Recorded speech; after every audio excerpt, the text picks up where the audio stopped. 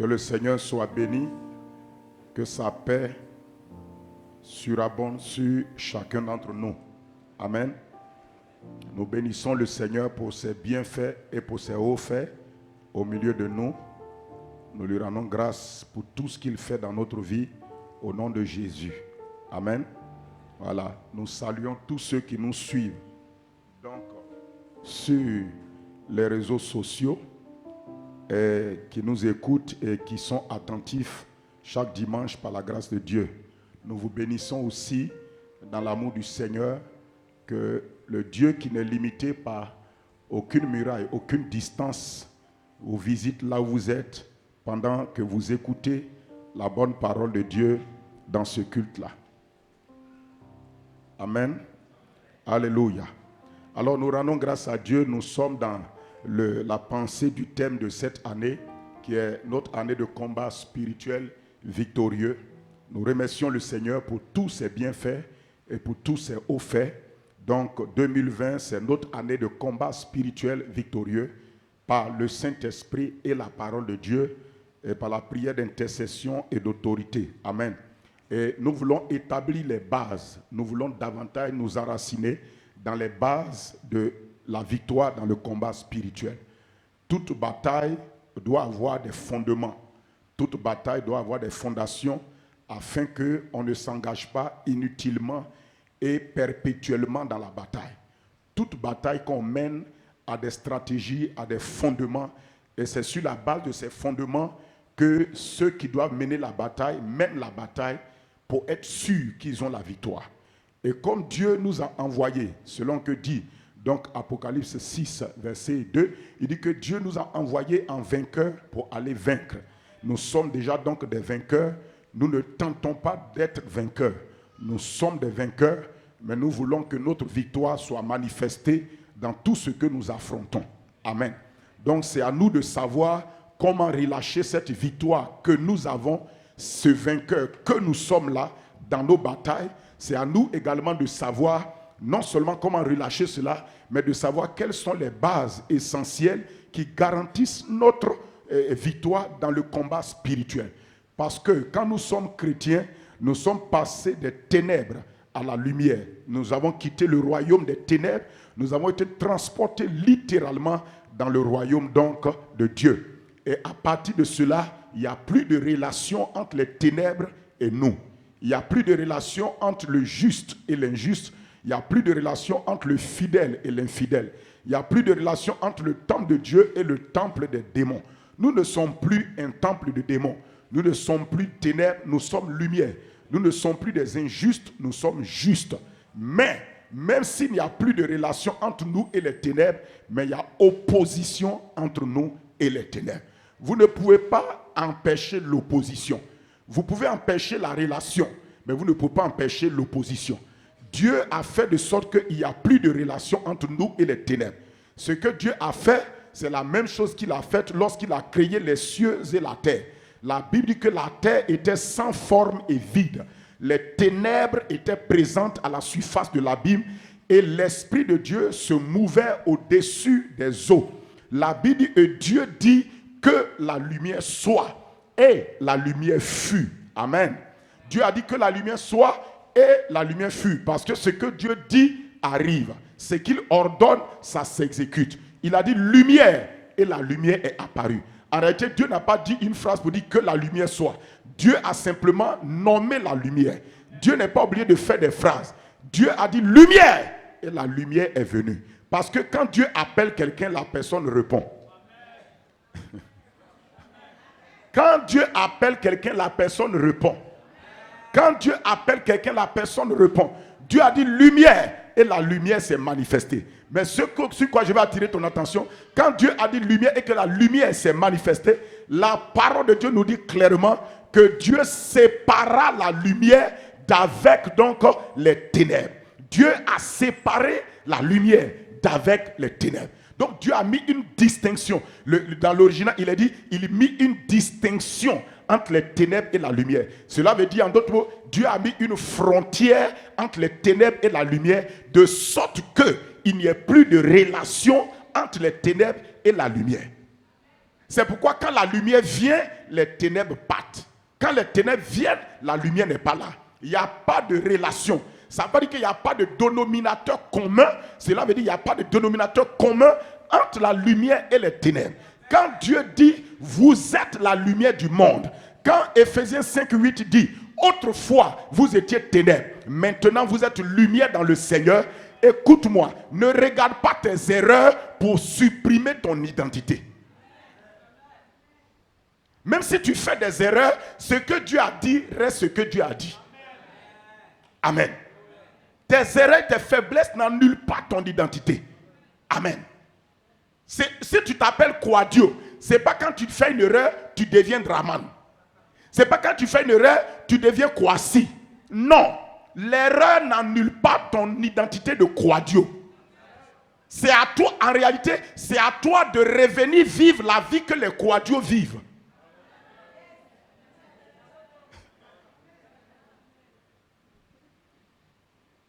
C'est à toi de rattraper l'erreur pour dire non, ça là, c'est pas la vie que les Quadios vivent. C'est pas la vie que les lumières la vivent. Ça, c'est la vie des ténèbres. Donc, je sors de ça. C'est comme ça. Donc, Dieu a séparé la lumière d'avec les ténèbres. Il a dit clairement, Dieu distingua la lumière d'avec les ténèbres.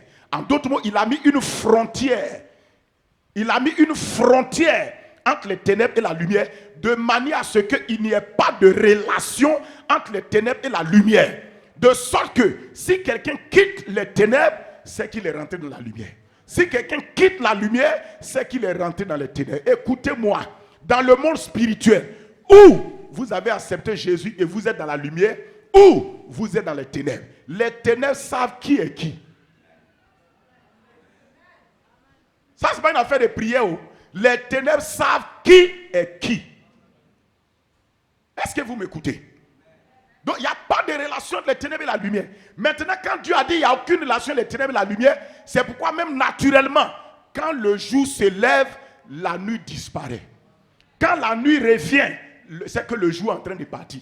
Il n'y a pas un endroit où les deux se croisent.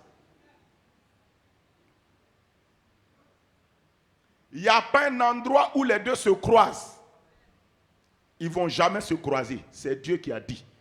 Ils vont se croiser pour dire qu'on est ensemble. Non.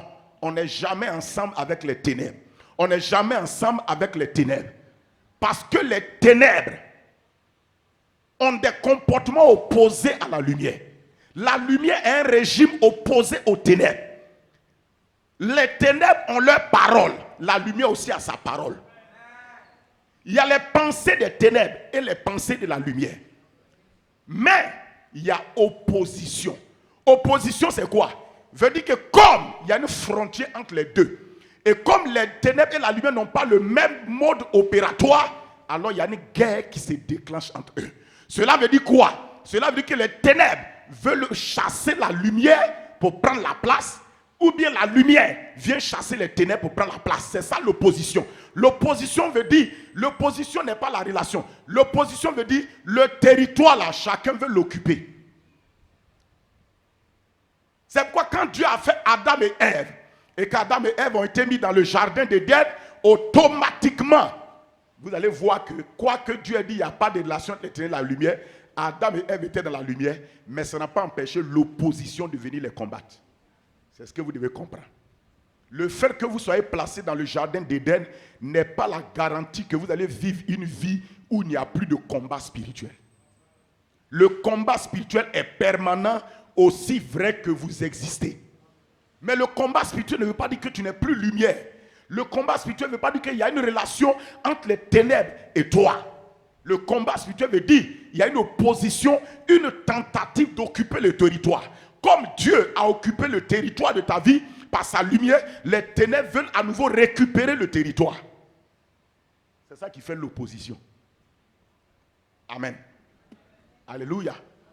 Alors, dans ce combat-là, il faut que nous, on ait des fondements et des bases sur lesquelles on combat le combat spirituel pour vivre dans la victoire. Je vous ai dit, l'objectif de tout combat, c'est la victoire. Combat où personne ne gagne là, il ferait mieux d'arrêter. Il y a deux manières de cesser le combat. Ou bien les deux qui se combattent sont fatigués, Ou bien, il y a un qui a pris le dessus sur l'autre. Et puis le combat s'arrête.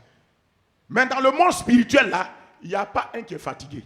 Il a fallu que Jésus vienne donner la victoire. Il a fallu que Jésus vienne manifester la victoire pour faire cesser les combats. Amen. C'est pourquoi cette même victoire, il nous l'a donnée. Pour que nous aussi, on arrive à faire cesser les combats dans tout combat qui s'engage contre nous. Écoute-moi, ce n'est pas à Jésus de venir faire cesser le combat spirituel que tu traverses. C'est à toi de l'arrêter et de mettre fin à ce combat-là. Tu sais pourquoi? Parce que la victoire t'a été déjà donnée. Tu es capable de mettre fin au combat. Vous vous souvenez quand Jésus était en train de traverser sur l'eau, et puis traverser l'eau, il a dit à ses disciples, allons sur l'autre bord. Pendant qu'ils étaient en train de partir, il y a eu opposition des ténèbres. La Bible, il y a eu les vents et les tempêtes. Il y a eu les vents et les tempêtes. Les tempêtes signifient l'épreuve. On dit il y a eu quoi? Les vents et les tempêtes. Il s'éleva au milieu de la traversée une si grande tempête. Il y a eu des vents et des tempêtes qui ont menacé la barque. Il y a eu deux éléments, les vents et les tempêtes. Les tempêtes signifient l'épreuve. Les vents signifient que derrière ces tempêtes-là, il y avait des esprits qui étaient engagés derrière. Parce que le mot vent et le mot esprit signifient la même chose, que ce soit en grec ou en hébreu. C'est à cause de ça que Jésus a dit que quand notre esprit est régénéré, il est comme le vent qui souffle. On ne sait d'où il vient, où il s'en va. Le mot vent et le mot esprit, le mot souffle, ça veut dire la même chose.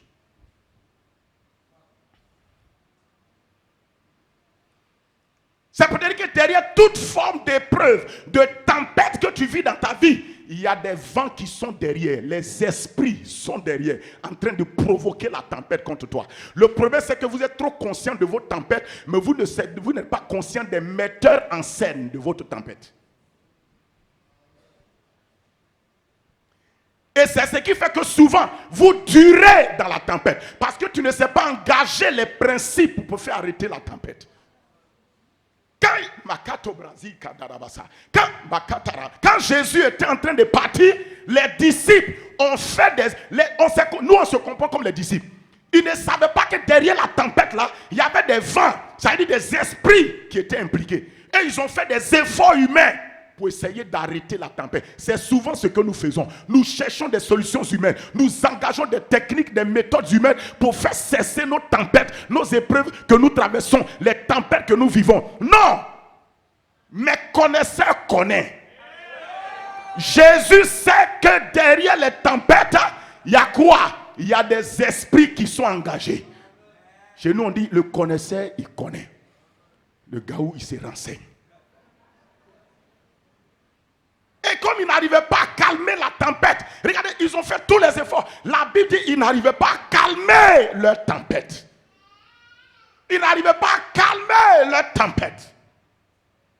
Ils n'arrivaient pas à faire taire leur tempête. Tu n'arrives pas à faire taire tes tempêtes.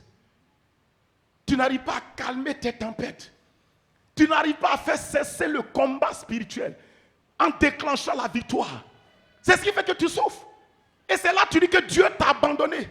C'est là que tu commences à faire des mauvaises prières. Comme les disciples ont dit, Seigneur, nous périssons, nous périssons. Le Sauveur est dans votre barque et vous proclamez une prière contraire au Sauveur. Beaucoup de gens annulent vis-à-vis de Jésus, en présence de Jésus, ils annulent leur propre salut, leur propre délivrance, à travers leur proclamation. N'oubliez pas que la prière, ce n'est pas des paroles. La proclamation, ce n'est pas des paroles. Donc toute proclamation, toute conversation, toute causerie, c'est une forme de prière. Ah ben oui. Puisque c'est des paroles aussi, tu prends pour parler. C'est à cause de la Bible dit d'arrêter les plaisanteries douteuses. Les amusements de mots là, il faut arrêter. Amen. Alors ils ont commencé à s'agiter. Mais Jésus connaissait le système derrière les tempêtes. Il savait qu'il y avait un système spirituel derrière toute tempête. Je vous ai dit, quand on dit la terre était informe et vide, les ténèbres étaient à la surface de l'abîme, on est en train de te dire que la terre était dans le chaos et dans le désordre. Mais brusquement, on te dit les ténèbres étaient à la surface de l'abîme. Cela veut dire qu'on te donne l'information que ce qui a provoqué le chaos, c'est les ténèbres. Mais on te dit qu'il y a un esprit supérieur qui est au-dessus des esprits qui provoquent les tempêtes. Hey. Masakinda la bataille. Il y a un esprit supérieur. On dit l'esprit de Dieu se mouvait au-dessus. Ça veut dire qu'il était en train d'exprimer sa souveraineté. Je suis en train de te donner une bonne nouvelle. Pour dire que même si ta tempête ne se tait pas, tu ne sais pas comment calmer. Si tu n'arrives pas à maîtriser les esprits des ténèbres qui sont derrière la tempête, le Saint-Esprit est l'esprit supérieur qui peut calmer. Ça veut dire qu'il y a esprit derrière esprit.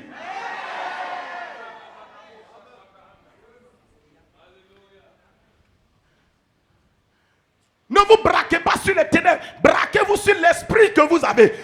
La Bible dit que si quelqu'un n'a pas l'esprit de Christ, il ne lui appartient pas. Mais celui qui appartient à Christ a été scellé du Saint-Esprit. Jésus, connaissant le système derrière les tempêtes, il va s'élever, il sait que derrière les tempêtes, il y a des vents qui soufflent. Il y a des esprits qui sont engagés. Et la Bible que Jésus s'éleva, regardez, on dit quoi? Il menaça les vents et les tempêtes. Non seulement il a menacé la racine, mais il a menacé les manifestations de la racine. Je vous dis, on ne sait pas traiter nos situations.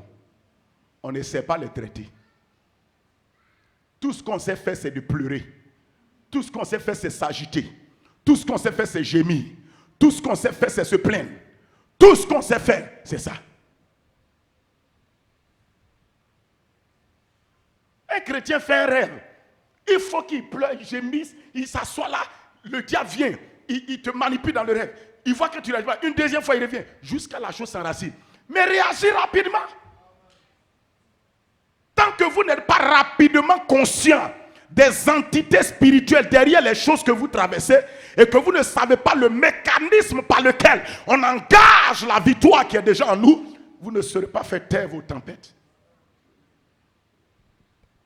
Vous n'avez pas lu dans la Bible que notre Dieu est le Dieu qui fait cesser les combats. Ça veut dire que si on est né de Dieu, on doit avoir la technicalité pour faire cesser les combats.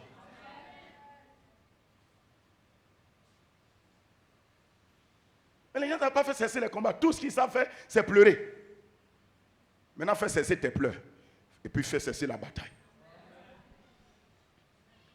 C'est à cause de l'enseignement important parce que nous vous donnons les éléments qui vous permettent d'engager les choses. Est-ce que vous comprenez? Les vents et les tempêtes. Tout combat que tu as, il faut savoir l'arrêter. Tout combat qui vient, il faut savoir l'arrêter. Écoutez-moi, même Jésus, il a été crucifié, enseveli. 3 jours, il était dans le tombeau. La mort se réjouissait. Il a dit, je vais faire arrêter le combat là dans 3 jours. Je vais faire arrêter ça. Et il a dit à ses disciples, les ténèbres vont agir. À Gethsemane, il a dit quoi? C'est l'heure des ténèbres. Mais il a dit 3 jours après, je vais revenir. Ça veut dire qu'il savait, même étant mort, il savait la technicalité pour faire cesser la bataille. La Bible dit qu'il a dit à la mort et le séjour des morts, remettez-moi les clés. Il a pris les clés de la mort et du séjour des morts. Et il est sorti. C'est à cause de ça qu'il déclare désormais dans l'Apocalypse qu'il est celui qui ouvre et personne ne ferme. Il est celui qui ferme et personne n'ouvre. Pourquoi il parle ainsi? Parce que quand tu détiens les clés d'une maison, c'est toi qui ouvres et personne ne fermera. C'est toi qui fermes et personne n'ouvrira. Est-ce que tu sais que par le fait que tu es lié à Jésus-Christ, tu es assis ensemble avec Jésus-Christ et qu'il a dit je te donnerai les clés du royaume des cieux. Ce que tu liras sur la terre sera lié au ciel. Ce que tu délieras sur la terre sera délié au ciel. Le problème c'est que l'église possède les clés, ils ont les troussées des clés du royaume des cieux, mais ils n'ont jamais utilisé ça avec courage. Une clé n'a pas besoin de gêner. On utilise une clé.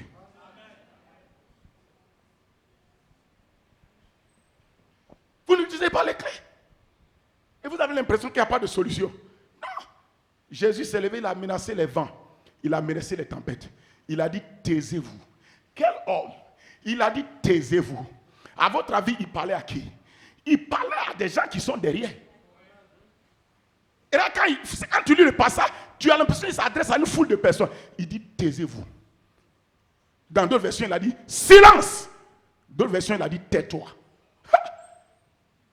Ça veut dire que quand les ténèbres parlent sur votre vie, il y a du bruit dans votre vie. Il y a des situations que vous vivez. Il y a des choses mélangées. Il faut leur dire de se taire.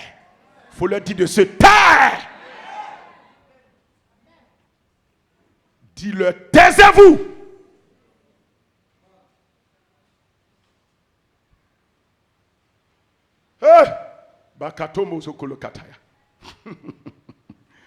Alléluia. Il faut connaître les fondements. Et les fondements de la victoire, c'est ça qui est important. Mais sur quelle base se repose nous notre victoire? Amen. C'est les faits de la croix. Ce matin-là, je vais les faits divins de la croix qui garantissent notre victoire. Les faits divins de la croix qui garantissent notre victoire. Les faits divins de la croix qui garantissent notre victoire.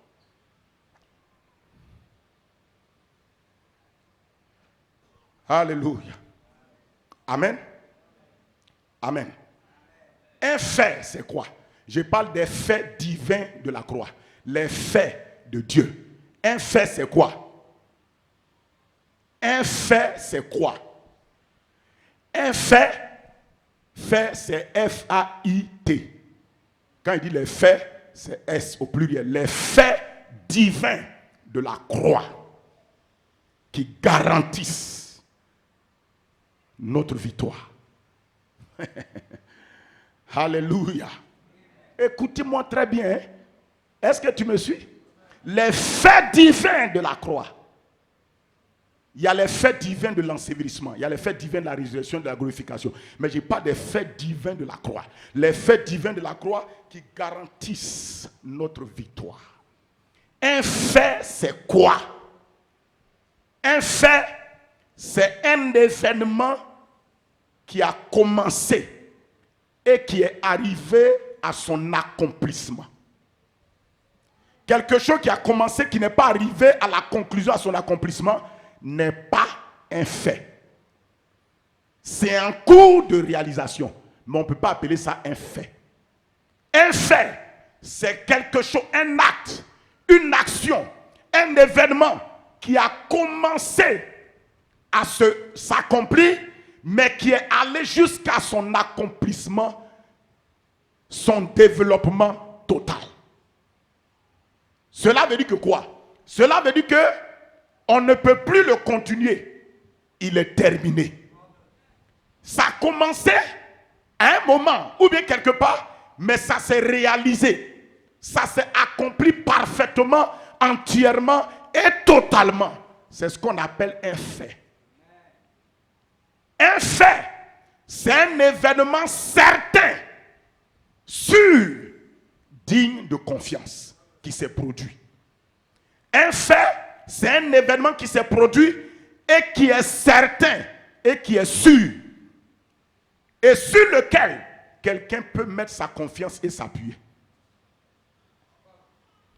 Un fait, c'est un événement sûr, certain, qui s'est produit. Amen. Et un fait important. Parce que quand un fait est là, mon ami, c'est quelque chose qui est reconnu comme certain et incontestable. Je dis un fait, c'est quelque chose qui est reconnu comme certain et incontestable. Retiens bien les thèmes là-haut. Mangandus kalabada.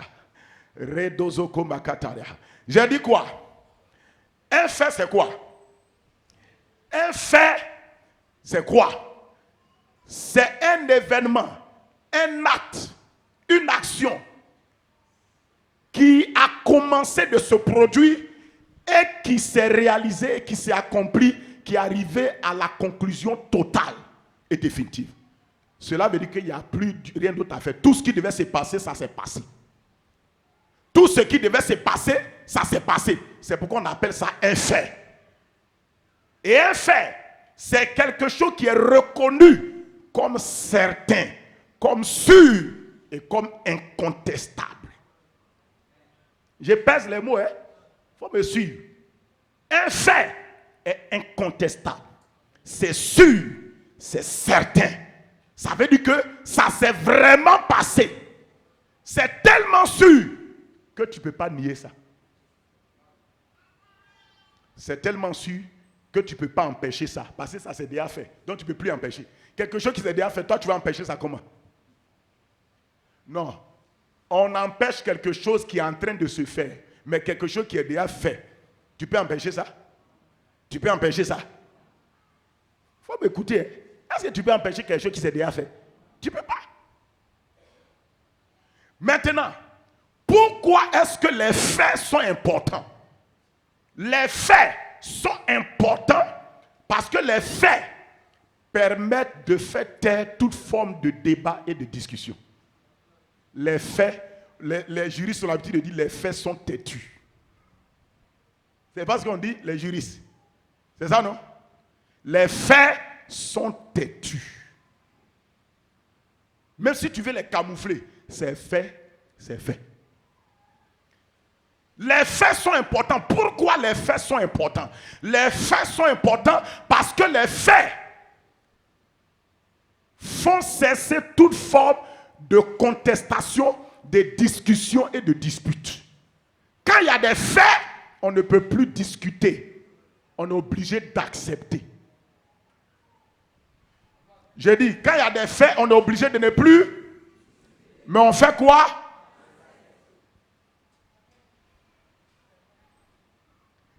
Les faits sont importants parce que les faits permettent d'avoir de l'assurance et de la confiance. Quand tu es en face de quelque chose qui s'est fait, ça te donne la garantie, l'assurance et la confiance. Les faits sont dignes de confiance. Le mot important dans les faits, c'est que les faits sont certains, sont sûrs et sont incontestables. Est-ce que vous avez compris? Tu as compris ce qu'on appelle les faits maintenant. Pourquoi les faits sont importants? Les faits sont nécessaires parce que quand il y a des faits, il n'y a plus de peut-être. Il n'y a plus de est-ce que c'est sûr? C'est déjà sûr. Faut me suivre. Faut me suivre. Faut me suivre. Quand il y a des faits, il n'y a plus d'incompréhension. Toute incompréhension est réglée. Mais on dit ça là, c'est blanc. C'est un fait, c'est blanc. Tu veux contester? Est-ce que ça t'embrouille? C'est blanc, c'est blanc. Un fait arrête toute forme d'embrouille. Quand un fait est là, tu ne peux pas dire que non, je ne comprends pas. Tu comprends, mais tu ne veux pas accepter.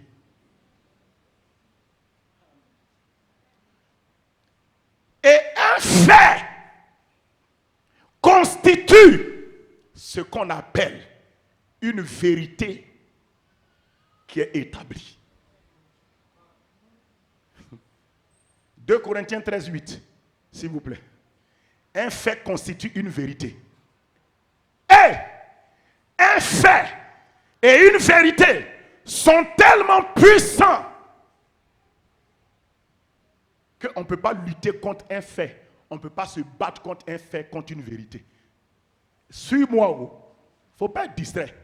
Il faut me suivre. Écoute-moi. 2 Corinthiens 13, 8. Ha! Lis avec moi. Bakotolo Maza. Lis. 2 Corinthiens 13. Il dit car nous n'avons pas de puissance contre la vérité. Quelle parole. Nous n'en avons que pour la vérité. Non, vous n'avez pas compris. Tu comprends français, non? Tu lis, non? Regarde l'écran ou bien regarde ta Bible. Car l'apôtre Paul dit, nous n'avons pas de puissance contre la vérité, contre les faits.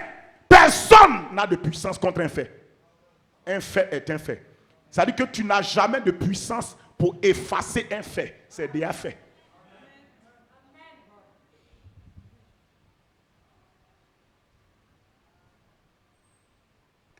Est-ce que vous me suivez? C'est bon? Je peux continuer?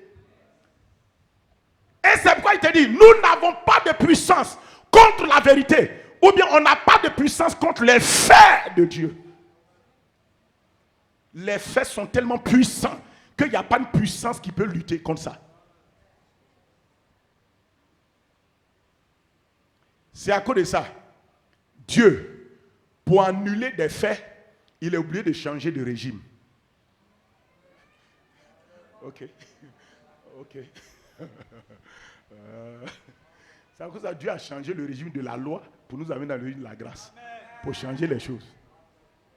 Sinon, il n'y avait pas autre moyen d'annuler ce qu'il lui-même a dit sous la loi.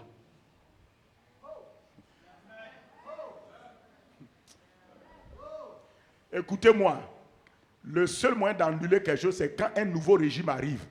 Ils sont obligés de mettre en place une nouvelle constitution qui supprime les principes de l'ancienne constitution.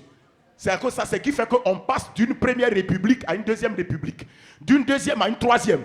À quel moment on passe comme ça? C'est lorsqu'on change la constitution, le peuple vote et qu'on dit, bon, cette nouvelle constitution, on est d'accord, la république a changé. C'est la même chose. Dieu avait donné la loi, tu obéis, tu es béni, tu désobéis, tu meurs. Personne ne pouvait effacer ça, c'est établi. Le seul moyen pour que Dieu fasse ça, il fallait que Dieu change la constitution.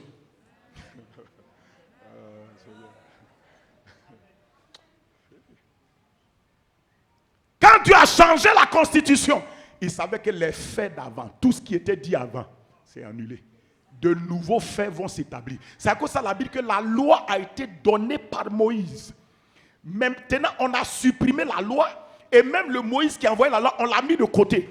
Et la grâce et la vérité c'est quoi? La grâce est venue avec les faits de la grâce. Il dit, la grâce est venue avec elle sa vérité. La grâce est venue avec elle sa vérité. Il dit, la grâce a amené sa vérité. C'est fait divin. Et cette grâce-là, il dit, elle est venue avec une nouvelle personne, Jésus-Christ. C'est ce qui fait que quand tu rentres sur la grâce, tu n'es plus sous la loi. C'est un thème difficile. Écoutez-moi, le chrétien n'a pas de loi à obéir. Le chrétien a une vie divine à vivre. Je n'aime pas votre amen là-haut.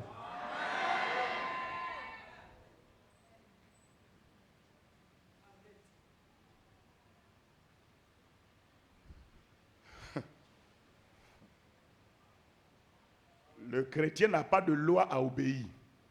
Il a une vie spirituelle que Dieu lui a donnée à vivre.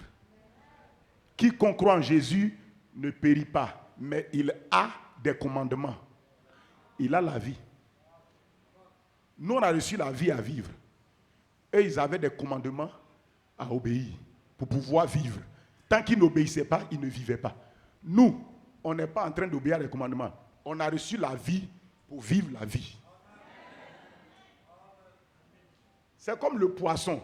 La vie qu'il a reçue pour vivre dans l'eau là, c'est dans l'eau il peut vivre. S'il sort, il ne peut pas vivre ici. Cette vie qu'il a là, ça peut vivre dans l'eau. C'est la même vie. Quand toi tu as reçu la vie de Dieu là, tu as reçu la vie de Dieu que tu dois vivre simplement. Tu ne sais pas d'obéir à des commandements. Tu essaies de vivre la vie en fait qui est en toi. C'est tout. Le poisson n'obéit pas à des commandements pour nager. C'est-à-dire la vie d'un poisson, c'est de nager. Donc quand il nage, c'est sa vie, il fait. Est-ce que tu me comprends?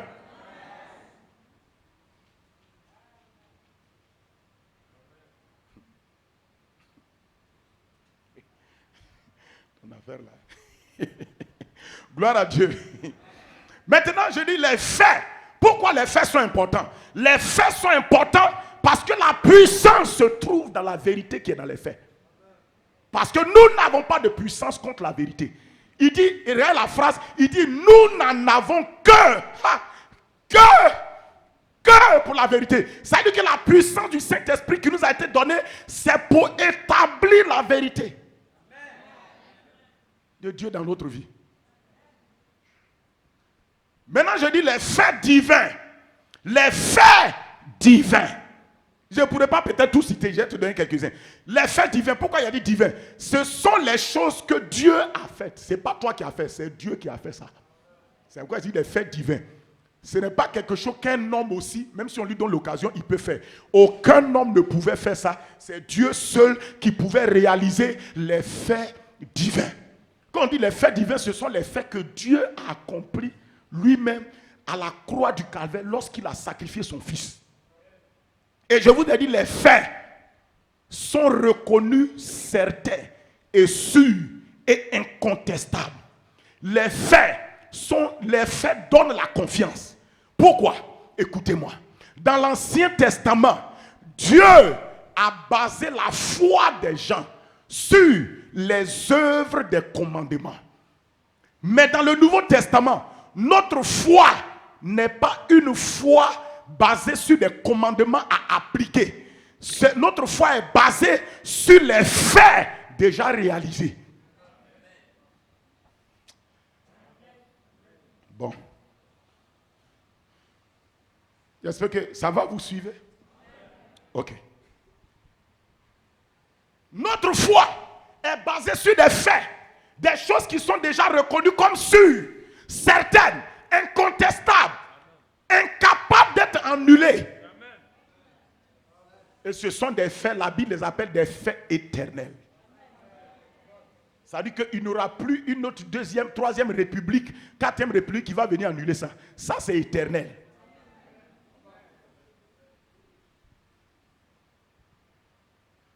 Est-ce que vous comprenez? Les faits sont des vérités établies. Parce que Dieu a fait, mais ces faits-là deviennent pour toi et pour moi des vérités maintenant. Et c'est sur cette base-là que nous, on gagne la bataille. C'est sur cette base-là qu'on a l'assurance que le combat-là, on peut vaincre ça. C'est sur cette base-là qu'on a l'assurance. Oh Jésus, qu'on a l'assurance qu'on peut gagner ce combat-là. Les faits de Dieu. Mais je parle des faits qui se sont manifestés à la croix. Ce n'est pas toi qui as fait. C'est ce que Jésus a fait. La Bible dit que Dieu était en Jésus-Christ, agissant pour réconcilier le monde avec lui. Donc tout ce que Jésus a fait à la croix, c'est Dieu en Jésus qui réalisait tout ça. Dieu les faisait pour qui? Pour que désormais toi et moi, tu t'appuies sur ces faits qui sont reconnus, qui sont certains, qui sont incontestables. Je vais vous dire une chose. Quand je vais te montrer les faits là, je vais te montrer quelque chose que Satan sait qu'il ne peut pas contester. Oh, vraiment, je n'aime pas votre réaction là. Tu es là, oui, tu choses. Il faut réagir à la parole de Dieu.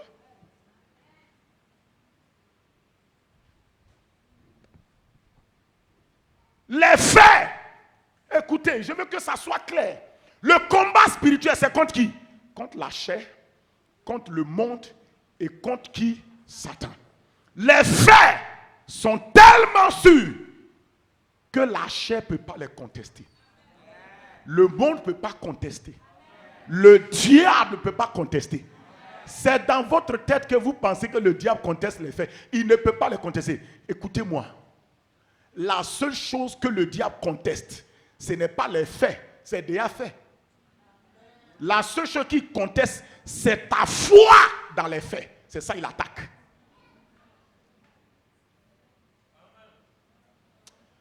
Vraiment, bon, c'est pas comme vous êtes venu au premier culte là, et ça vous faites comme ça.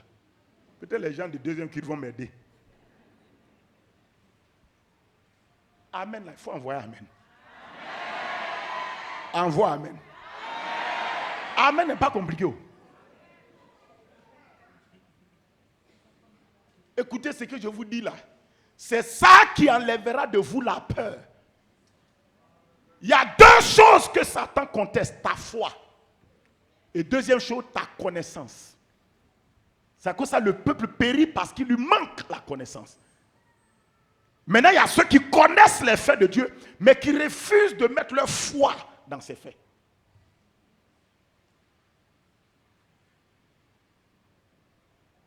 Il ne suffit pas de savoir qu'on t'a laissé un héritage de 50 millions à la banque.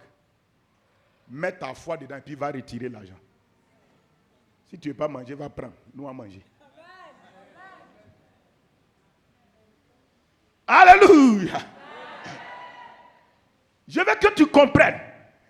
Si tu dois affronter le diable, si tu dois combattre dans le combat spirituel contre la chair et contre le monde et le diable, tu dois savoir quels sont les faits sur lesquels tu t'appuies pour affronter la chair, le monde et le diable. Tu dois savoir. Tu dois savoir. Et tu dois tellement savoir que ce sont des faits. Ce n'est pas des choses en cours de production. Ce n'est pas des choses en cours de commencement. Ce sont des choses qui se sont passées et qui sont terminées. Et avant que tu ne naisses, c'était déjà fini. Aucun policier ne vient faire le constat d'un accident en train de vouloir se produire.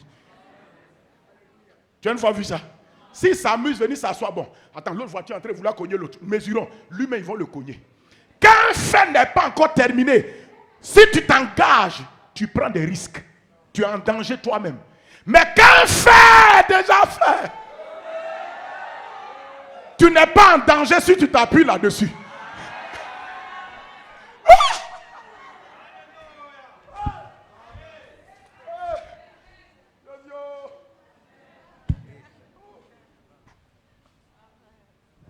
Oh, je suis fou de Jesus. Un policier, 2 voitures veulent faire accident, c'est pas encore passé. Hein? Et puis il veut faire constat de quelque chose qui est en train de vouloir se produire. Lui-même il est en danger, une des voitures peut le cogner. C'est à cause de ça, quand un fait n'est pas encore établi, tu ne peux pas t'appuyer dessus. Sinon toi-même tu es en danger. Dieu a fait les faits pourquoi? Pour que si tu t'appuies dessus, tu ne sois pas en danger.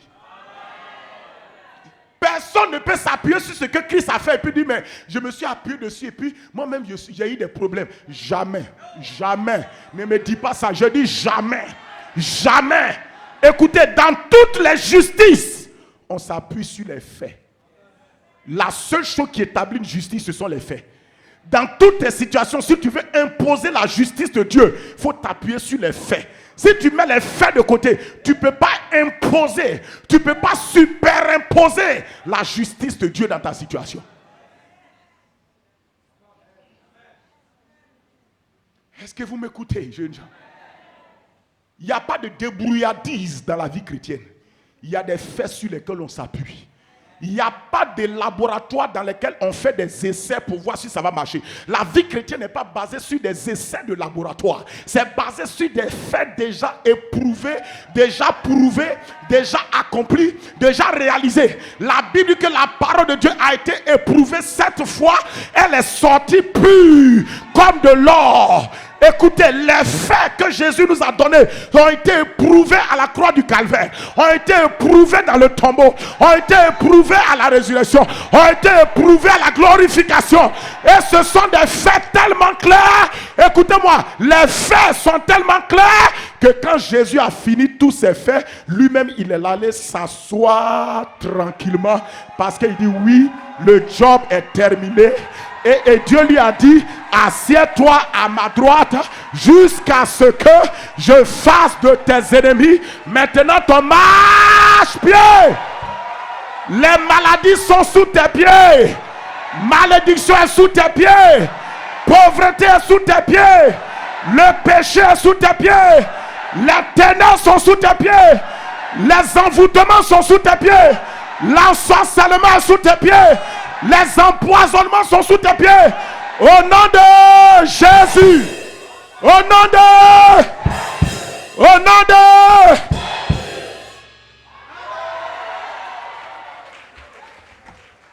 Je te pose la question. Pourquoi Jésus est allé s'asseoir? Quand moi je finis de prêcher, je viens m'asseoir. Ça veut dire que la prédication est finie. C'est après la fin du travail qu'on s'assoit. Si Jésus s'est assis, c'est que le travail est fini. L'œuvre achevée de ton salut est terminée. Ce qu'il devait faire pour toi, il a déjà fait. Ce que tu voulais qu'il fasse là, avant que tu ne naisses, il a déjà fait. Il a déjà...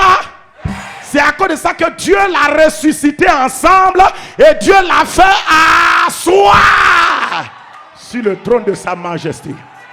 La position assise est une position de certitude. C'est une position de repos. C'est une position maintenant où on observe tout ce qui a été fait. C'est une position maintenant où on rit de ses ennemis. C'est une position où on se moque de la sorcellerie. On se moque des esprits derrière les tempêtes.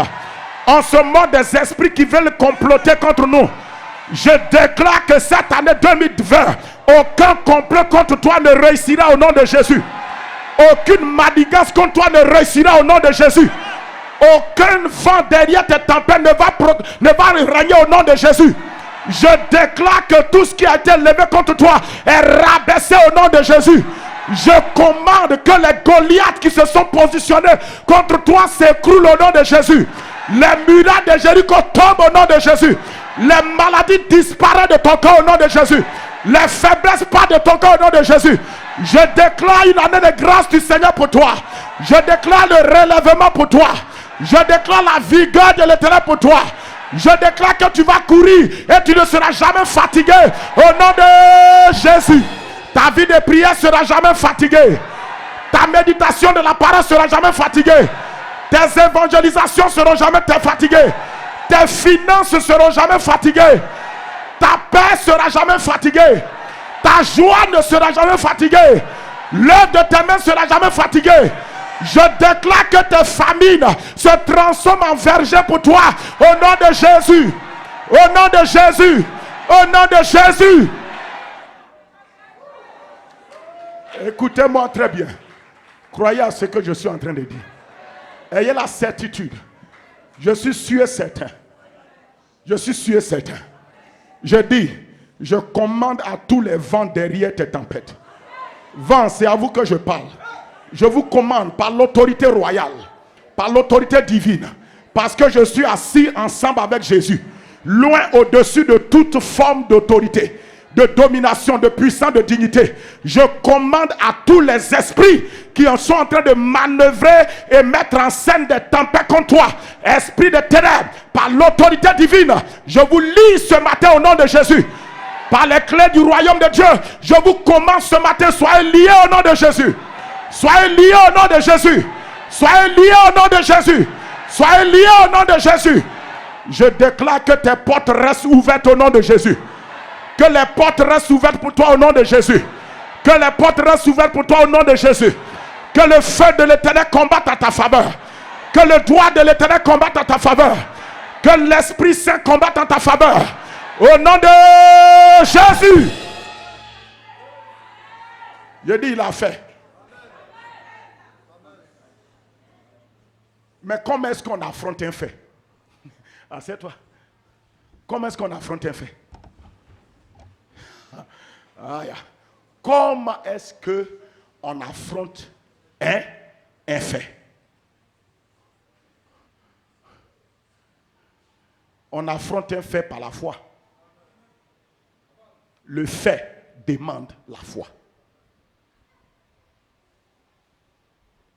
Quand le policier vient faire le constat, il vient simplement constater que ça s'est fait et il écrit et il établit que oui, voilà ce qui s'est passé.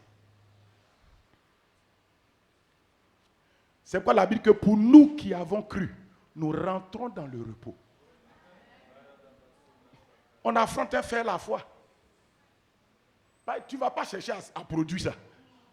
Le problème, c'est que l'Église a essayé de faire ce que Dieu dit qu'il a fait.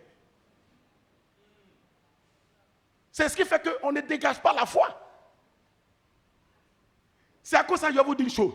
Il y a des choses dans l'Ancien Testament que tu ne peux pas prêcher.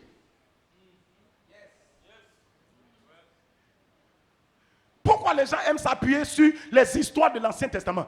Parce que les gens aiment des choses qu'ils veulent faire. Ce que Dieu dit, il a déjà fait, les gens ne veulent pas accepter. Écoutez-moi, vous voulez enraciner un chrétien, vous voulez enraciner une église, enracinez-les sur ce que Dieu a déjà fait pour eux. Ils seront, écoutez-moi, quand tu es établi sur les faits, même dans ton sommeil, même dans ton sommeil, écoute-moi, sommeil, tu dors et puis quelqu'un vient monter sur toi, il te gifle, tu es cheval, et puis tu es fatigué là. Arrête-moi ça maintenant. Ce combat-là, il faut le faire cesser. Mais il faut t'appuyer sur les faits, écoute-moi. Une fois, je dormais et puis j'étais en train de dormir et puis j'étais sur un endroit, je connais bien l'endroit, j'étais là, mais l'endroit c'est pour nous. Et puis brusquement, je vois quelqu'un, on est en train de travailler et puis il vient, il dit que lui, ici là, que c'est pour lui. Mon esprit a réagi. Parce que quand quelqu'un est appuyé sur les faits de Dieu, son esprit réagit même quand il dort. Je lui ai dit, écoute-moi, ici là, C'est pour nous. C'est pour moi. Hein. Je lui ai dit, écoute-moi, ici, là, c'est pour nous. Je t'interdis des choses. Il a dit, nous, on est venus ici avant toi. Et puis, je t'interdis. Il a dit, celui qui va, il a dit, ici, là, celui qui va oser s'amuser, il va mourir. Je lui ai dit ça dans mon sommeil. Et puis, j'avais la certitude. J'irai.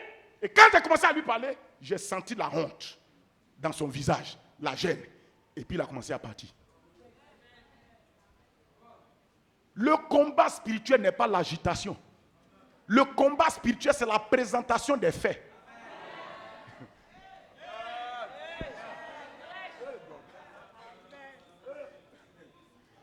Mais quand deux avocats sont en bataille pour défendre quelqu'un, on dit présenter les faits.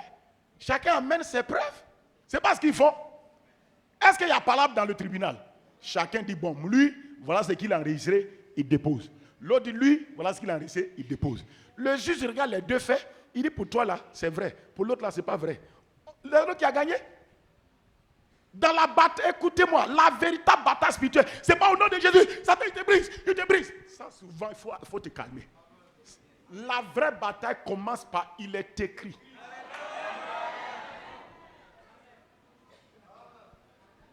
Mais les gens disent pas, il est écrit, parce qu'ils ne connaissent pas les faits. La bataille, c'est les paroles, c'est le fait qu'on présente. Goliath s'est levé. Il dit que lui, il est là. Saül, toi et tes gars là, on est là. Il dit envoyer quelqu'un qui va me combattre. S'il gagne, nous on est esclaves. Si nous on gagne, vous êtes nos esclaves. Quand David est parti,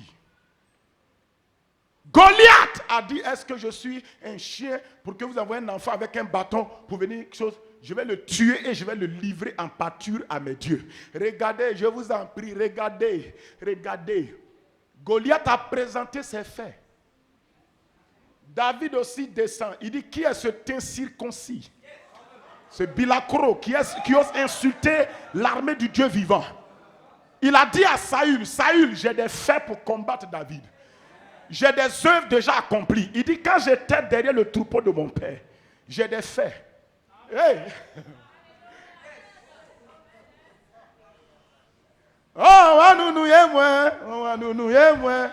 Oh, wa nous nous y moins. Oh, wa nous nous y moins. Oh, wa nous nous y moins. Oh, wa nous nous y moins. Oh, wa nous nous y moins. Écoute-moi, écoute-moi. Ah! Goliath a présenté ses faits. Il dit, lui, il va tuer David, le livrer en pâture à ses dieux. David vient présenter ses faits. Il a dit à Saül, quand j'étais derrière le troupeau là, le lion et l'ours venaient.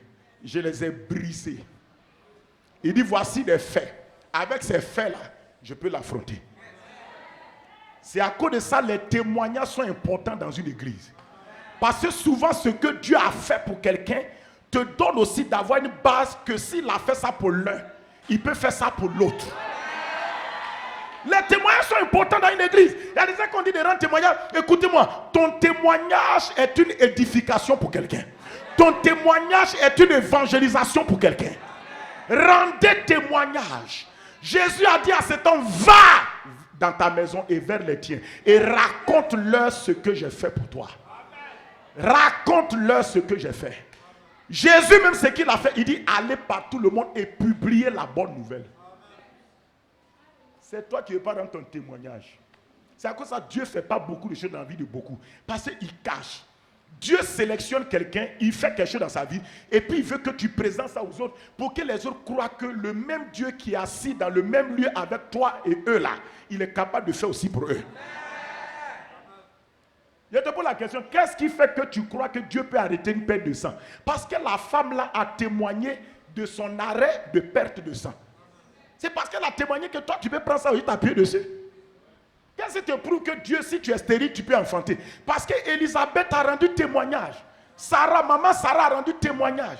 Maman Anne a rendu témoignage que eux là, elles étaient monoposées. Sarah dit qu'elle était désespérée. Il n'y avait plus d'espoir. Il y a de l'espoir pour toi. Jésus est la solution. Il y a de l'espoir pour toi. Alléluia. Élisabeth est venue, elle dit, Sarah a témoigné, son désespoir est devenu espérance. Mais moi, je suis venu témoigner que ta difficulté peut devenir facilité. pour moi, Élisabeth, c'était compliqué. On était avancé en âge, mais ce n'était pas encore désespéré. C'était difficile. Anne aussi a dit, pour moi, c'était difficile. Mais Dieu l'a fait. Marie dit, je vais rendre témoignage. On dit, Marie, viens, prends le podium. Marie dit, moi, mon témoignage là, ça brise tout ce que Dieu peut faire sur la terre. Elle dit, moi, je n'ai jamais connu d'homme. Mais Dieu m'a dit que je serai enceinte si je ne connais pas d'homme. Que pour moi là, c'est l'impossibilité rendue possible. Je déclare que toute situation désespérée dans ta vie, que tu affrontes maintenant, que le Dieu qui transforme le désespoir en espérance intervienne en ta faveur au nom de Jésus. Au nom de Jésus. Que toute difficulté que tu traverses se change en facilité pour toi au nom de Jésus. Au nom de Jésus. Au nom de Jésus. Que toute impossibilité dans ta vie, toute impossibilité à ton argent, toute impossibilité à tes mains, toute impossibilité à ta capacité intellectuelle, que le Dieu des impossibilités, qui change l'impossible en possible, intervienne en ta faveur. Au nom de Jésus. Au nom de Jésus. Au nom de Jésus. Que Dieu intervienne dans nos vies. Amen. Alléluia. Amen. Croyez ça, frères et sœurs. Vous allez témoigner. Dis, je vais témoigner. Je vais édifier quelqu'un avec ce qui s'est passé dans ma vie.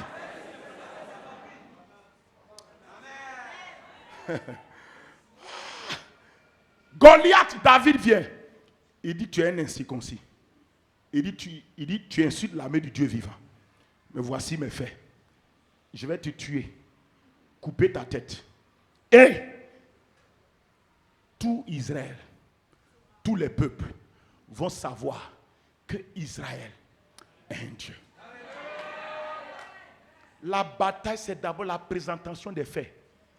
Est-ce que vous remarquez que Goliath n'a pas d'abord lancé son épée? David n'a pas lancé sa fronde d'abord. Ils se sont lancés les paroles, les faits. Ils ont présenté les faits avant d'engager la confrontation.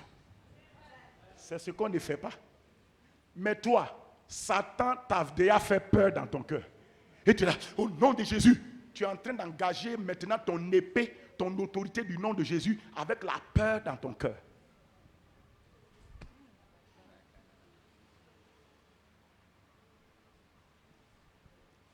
Tu crois pas, quand Satan allait attaquer Adam, c'est comme ça qu'il a fait. Ils ont présenté les faits. Goliath et David, ils ont présenté les faits. Oui ou non? Quand Jésus était au désert et que Satan allait le confronter, les deux ont présenté les faits. Ils ne se sont pas attrapés comme ça. Jésus n'a pas allé dire à Satan, viens ici, viens ici. Au nom de Jésus, allez, sors. Non, non, non. Il n'a pas fait ça. Il n'a pas essayé de donner un coup de poing à Satan. Non. Est-ce que, regardez, deux gars sont là. Voici Satan. Satan, que vous dites Satan là? Satan n'a pas le droit de te toucher directement. Il faut que tu acceptes d'abord ce qu'ils te disent avant d'avoir le droit de pénétrer ta vie. Mais si toi aussi tu connais les faits divins incontestables, c'est certain, c'est sûr. Toi si tu dis Satan, tu as dit, mais il est écrit. Regardez, deux personnes se rencontrent. Et puis on dirait qu'ils se sont rencontrés en gentleman. Mais ils se sont rencontrés en gentleman, mais dans l'opposition. L'autre veut faire du mal à l'autre. L'autre veut aussi empêcher que l'autre lui fasse du mal. Mais ils ne s'empoignent pas. Normalement, dans deux palabres, chacun saisit l'autre.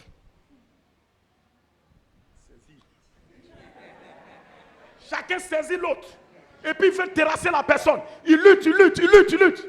Mais écoute-moi, dans le palabre là, les deux se sont regardés.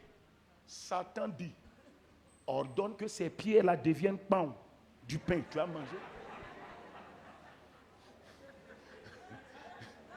Regardez palabre.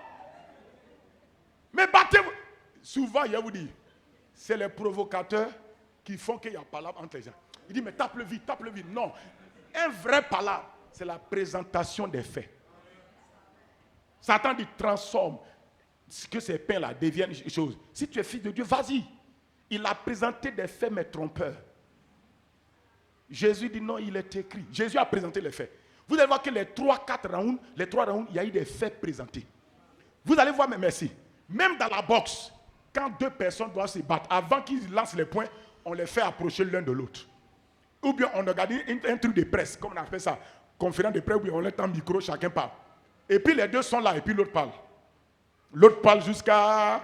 Et puis l'autre lui dit, tout ce que tu es en train de dire là, toi, c'est fini. Chacun présente quoi? C'est fait. Qu'est-ce qui faisait que Mohamed Ali gagnait? Lui, il était bavard dans les faits. Il dit, mais toi là, ta maman ne va plus te reconnaître. C'est fini comme ça. Il met la peur dans le gars. Pourquoi? Parce que quand vous présentez les faits, l'un peut avoir peur de l'autre. Et c'est ce que Satan fait. Je ne pourrai pas continuer. Je vais arrêter ici.